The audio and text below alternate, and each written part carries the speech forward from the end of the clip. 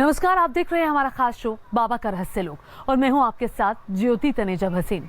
शमशान घाट पर शव के साथ साधना करने वाली अघोर या औघड़ का नाम सुनते ही लोगों की कपकपी छूट जाती है। लेकिन आज बात एक ऐसे अघोरेश्वर की जिन्होंने अघोर पंथ की परिभाषा ही बदल दी।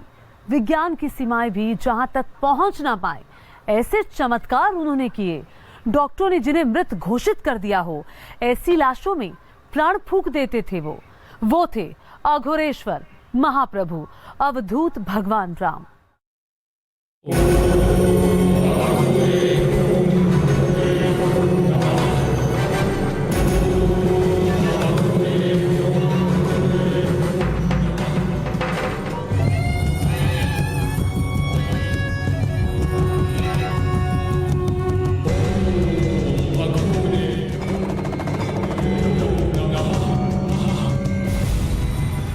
अंधेरी काली रात, गहरा सन्नाटा, नदी का किनारा, शमशान में जलती चिताएं और वहीं कहीं करीब सुलगती एक काबालिग तांत्रिक की धुनी। आप कोई नहीं। अघोरी का मतलब क्या होता है? अघोरी का मतलब होता है लेकिन उसको जानो।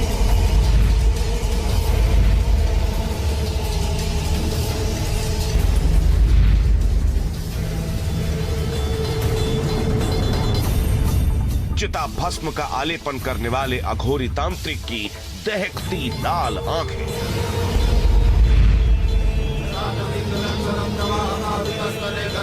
अग्नि के बीच आहुति के साथ संपन्न होती तंत्र साधना जितनी खौफनाक है उतनी ही रहस्यों से भरी।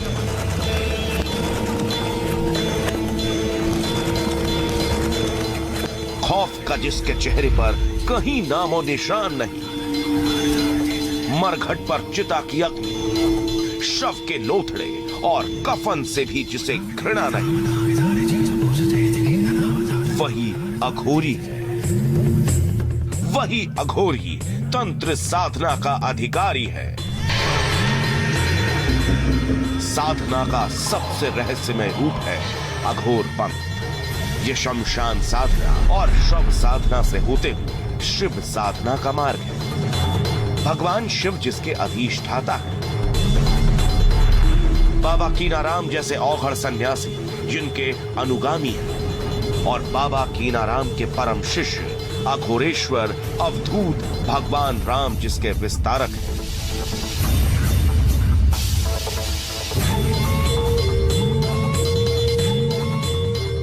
जी हां, अवधूत भगवान राम अघोर पंथ के सबसे बड़े साधक, जितने सरल उतने ही रहस्यमय, जितने प्रकांड विद्वान उतने ही चमत्कारी। मैं बचपन में ही जब ऐसा बीमार था कि डॉक्टर लोग कहे कि बचेंगे नहीं, और सरकार बाबा कुछ नहीं, एक पुड़िया अपना विभूति दे करके और उनके आशीर्वाद से मैं आया।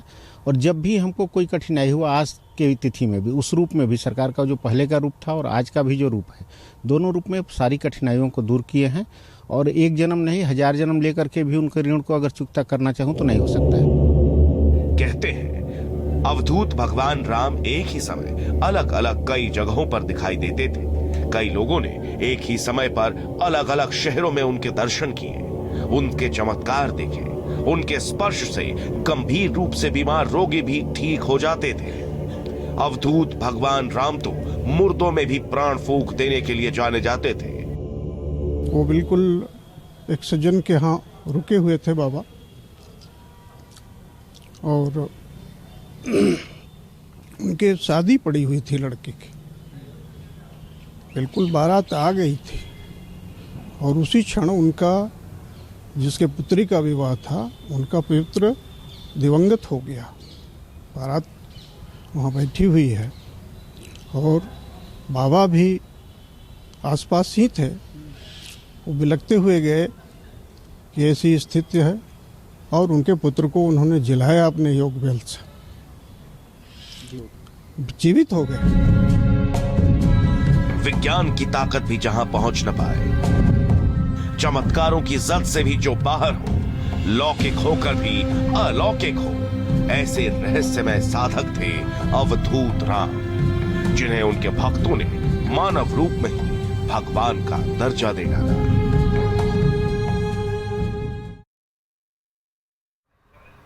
अघोर पंथ तो साक्षात भोलेनाथ शिव शंकर का है। अवधूत भगवान दत्तात्रेय अघोर शास्त्र के पहले गुरु थे। उन्हें भगवान शिव का अवतार माना जाता था। उसके बाद बाबा कालूराम और बाबा कीनाराम सबसे प्रसिद्ध अघोरी साधक बने। 20वीं सदी में अघोर पंथ में अवधूत भगवान राम का क्रांतिकारी अवतार हुआ। उन्होंने कठोर साधना की, कई दिव्य चमत्कार उनसे जुड़े। उन्होंने अघोर पंथ को समाज की सेवा की तरफ मोड़ दिया।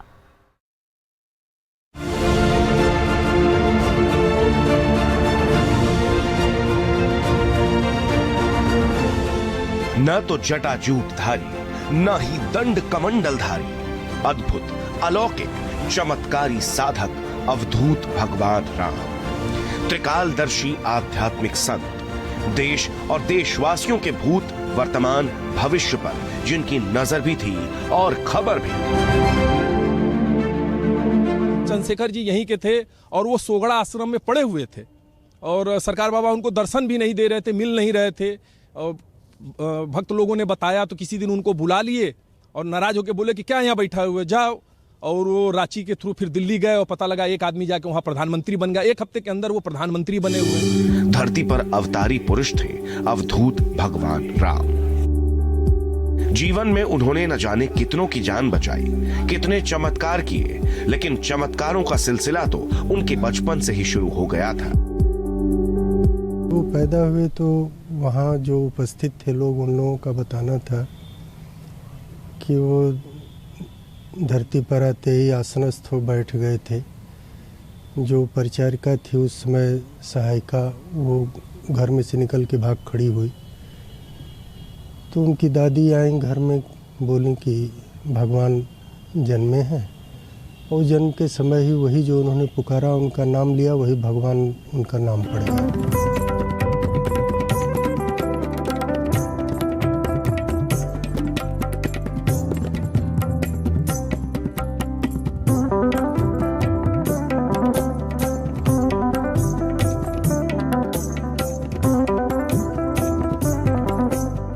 बचपन में ही अपना घर छोड़कर अवधूत भगवान राम ज्ञान की खोज में निकल पड़े थे। 13 साल की उम्र में उन्होंने बनारस के कृंगकुंड बाबा राजेश्वर राम जी से अघोर दीक्षा ली। 15 साल की उम्र में सकलडीहा में रुद्र यज्ञ का आयोजन किया। करीब 10 साल तक उन्होंने तंत्र साधना की और कई अलौकिक सिद्धियां हासिल की। साल 1961 में जब वो 24 साल के थे तो उन्होंने श्री सर्वेश्वर समूह की स्थापना की। अवधूत भगवान राम ने अघोर परंपरा को सेवा से जोड़ा। उन्होंने वाराणसी के पड़ाव में अपने आश्रम के साथ कुष्ठ आश्रम की भी स्थापना की। जहां कुष्ठ रोगियों का इलाज होता है, बाबा खुद कुष्ठ रोगियों की सेवा करते थे।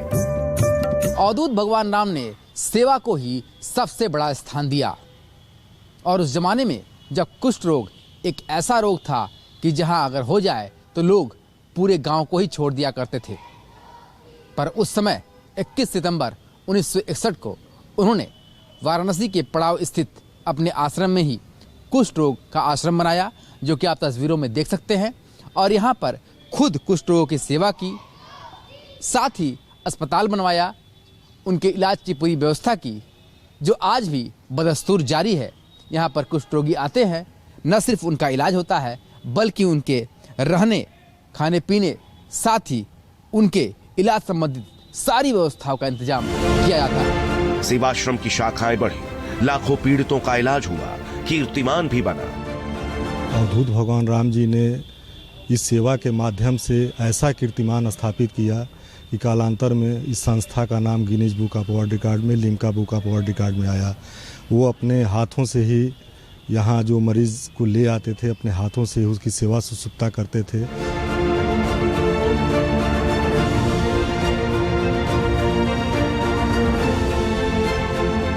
अवधूत भगवान राम आगम पढ़ लेते थे, अपने शिष्यों और भक्तों की पीड़ा हर लेते थे।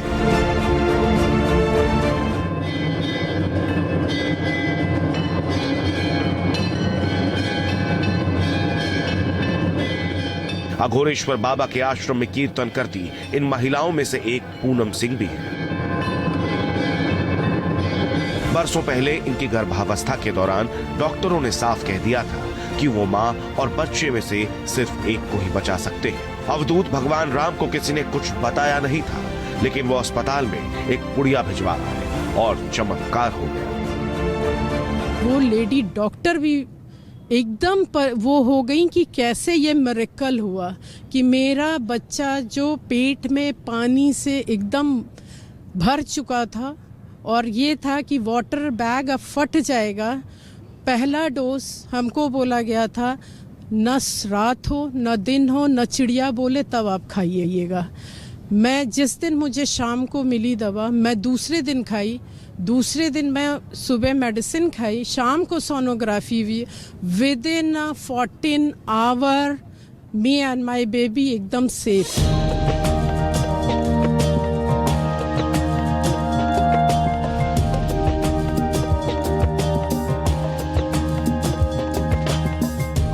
अघोरेश्वर महाप्रभु बाबा तो अंतर्यामी थे, उनके निजी सेवक थे रमेश पुजारी।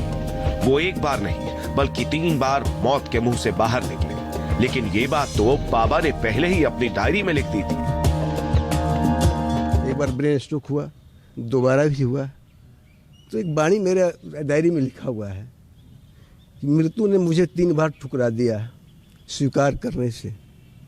तो मैंने कभी नहीं सोचा कि बाबा अपने ऊपर कह रहे हैं कि मृत्यु ने मुझे ठुकरा दिया 3 बार स्वीकार करने से। मुझे नहीं लगा कि बाबा अपने ऊपर कह रहे हैं, लेकिन मुझे 2 बार तबीयत खराब हुई, मुझे लगा कि मेरे ऊपर ही बानी है। मेरे डायरी में आज भी लिखा हुआ है, जो डेट भी लिखा हुआ है। तो मैंने कई लोगों से मैं कहा कि बाबा ने ऐसा कहा है कि मृत्यु ने मुझे 3 बार ठुकरा दिया।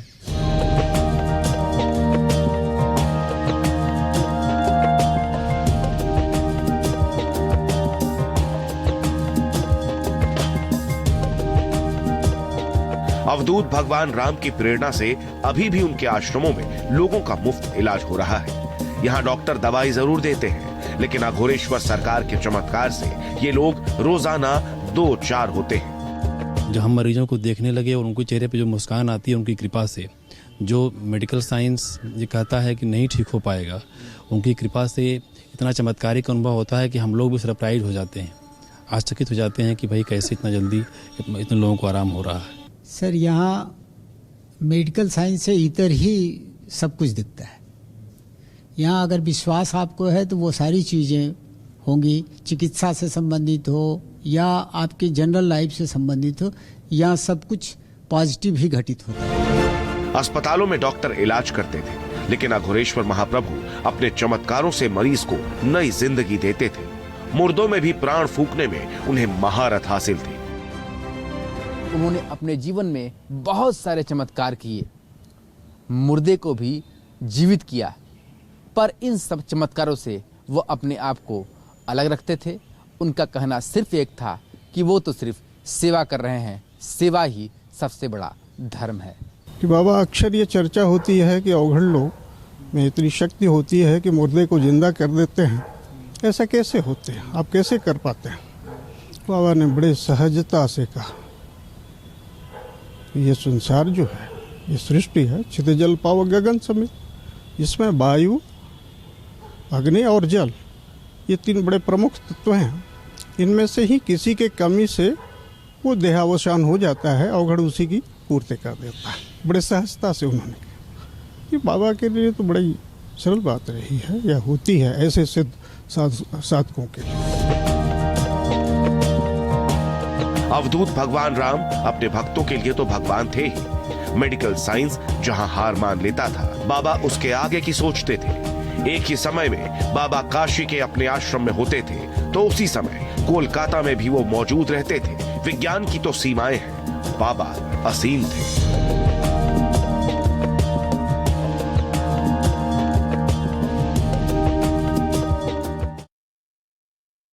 1957 की बात है।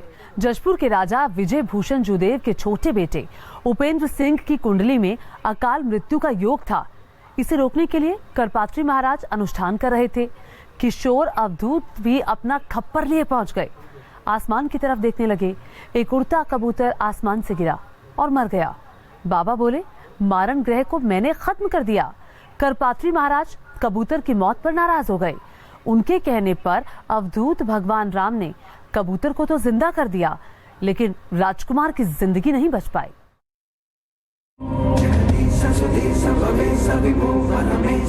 साक्षात शिव की कृपा थी उन पर। वो अनादि थे, अनंत थे, करुणा के सागर थे, सर्वत्र व्यापी थे, महायोगी थे, औघड़दानी थे। अवधूत भगवान राम त्रिलोक के सभी रहस्यों को जानते थे, लेकिन उनका अपना ही एक रहस्य लोक था, जिसके बारे में सिर्फ उन्हें पता था या फिर उनके आराध्य शिव को। तभी तो करपात्री महाराज जी जैसे दिगंत में प्रसिद्ध महर्षि भी उन्हें साक्षात शिव का अवतार कहते थे। वो एक दैविक शक्ति थे। उस बाबा विश्वनाथ वो महादेव थे, शंकर जी थे। वह जो है वो अपनी अलौकिक शक्ति से लोक कल्याण का कार्य करते थे। वो लोक कल्याण का कार्य करते थे। वो मुर्दे को भी जागृत कर देते थे, रोगी का रोग हर लेते थे, दुख हर लेते थे, दुखी मन इंसान को सुख प्रदान करते थे। तंत्र शास्त्र की कठोर विधियों से, बरसों के तपोबल से अघोरेश्वर महाप्रभु ने सिद्धियां हासिल की थी, लेकिन उन्होंने अघोर पंथ को प्रगतिशील रूप दे दिया। बाबा तत्वज्ञानी थे, लेकिन उनका भरोसा प्रवचनों में नहीं था। वो व्यवहार में आने वाली बातें बताते थे। उन्होंने आश्रम में मद्यपान वर्जित कर दिया। शिष्यों और भक्तों को भी उससे दूर रहने का आदेश दे दिया। 1992 में उनकी अवस्था करीब 55 साल की थी। उनकी सेहत बिगड़ने लगी। उन्हें न्यूयॉर्क के माउंट सिनाई अस्पताल में भर्ती करवाया गया। बाबा स्वस्थ भी हो गए, लेकिन 28 नवंबर 1992 को अमेरिका में ही बाबा ने शरीर त्याग दिया। उनका पार्थिव शरीर विमान से दिल्ली और वहां से फिर बनारस लाया गया। उनके हजारों भक्त एयरपोर्ट पर थे। 200 वाहनों के काफिलों से उनका पार्थिव शरीर आश्रम लाया गया। 3 दिसंबर 1992 को पद्मासन अवस्था में ही उनकी अंतिम यात्रा निकाली गई। बाबा सिद्धार्थ गौतम राम ने मुखाग्नि दी और बाबा पंच तत्व में लीन हो गए। और ये वो समाधि स्थल है जो आप तस्वीरों में देख सकते हैं, जहां पर उनका अंतिम क्रिया किया गया। बताते हैं लोग कि जब उनका शरीर पंच तत्व में विलीन हो रहा था और तब अचानक उनके चिता से एक धुआं निकला और आकाश में ओम बनकर विलुप्त हो गया। तो ये अलौकिक दृश्य था, चमत्कारी दृश्य था। उन सभी लोगों ने इस चीज को देखा जो उस समय बाबा को अंतिम श्रद्धांजलि देने के लिए यहाँ पर पहुंचे हुए थे। उन्होंने न सिर्फ लोक कल्याण के कार्य किए, बल्कि उनके चमत्कार का ही एक स्वरूप था कि लोग मृत अवस्था से भी वापस जीवन में लौट कर आए। अघोरेश्वर भगवान राम का समाधि स्थल अब विशाल स्मारक बन गया है। आज भी यहाँ प्रार्थनाएं होती हैं, आरती होती है। आज भी यहाँ 2 अखंड द्वीप प्रज्वलित हो रहे हैं। आज भी लोगों को बाबा महसूस होते हैं। विचरण करते रहते हैं, पूरे परिसर में विचरण करते रहते हैं अग्रेश्वर महाप्रभु। यहाँ के कन-कन में, फूलों में, पत्ती में, सभी कन-कन में विराजमान है अग्रेश्वर महाप्रभु। वो अपने पंचभूत के शरीर को जरूर त्यागे हैं, लेकिन वो अपने कपाल खप्पर में विराजमान होके समय के गति को नियंत्रित कर रहे हैं और हम लोगों का कल्याण कर रहे हैं। अवधूत भगवान राम की परंपरा को अब औघड़ गुरुपत संभव राम जी आगे बढ़ा रहे हैं। वही अब अघोरेश्वर महाप्रभु की गद्दी पर विराजमान है। अवधूत भगवान राम ने लौकिक शरीर का त्याग भले ही साल 1992 में कर दिया हो, लेकिन अपने आशीर्वाद के रूप में, अपने आभासीय रूप में बाबा आज भी अपने भक्तों के आसपास मौजूद हैं। कहते हैं भक्ति में ही आस्था है, और ये बात सिद्ध होती है अवधूत भगवान राम के आश्रम में आकर। कई भक्त ऐसे हैं जो बाबा के शरीर छोड़ने के 4 दशक बाद भी उनके दर्शन पा जाते हैं। उनका कहना है कि अगर भक्ति है तो बाबा को वो महसूस भी कर सकते हैं, चाहे वो उनका ये समाधि स्थल हो या फिर उनका आश्रम। वीडियो जर्नलिस्ट विपिन सिंह के साथ सुशांत मुखर्जी, न्यूज नेशन, वाराणसी। और इसी के साथ बाबा का रहस्य लोक में अभी के लिए इतना ही। आप देखते रहिए देश और दुनिया की बाकी खबरों के लिए न्यूज नेशन। नमस्कार।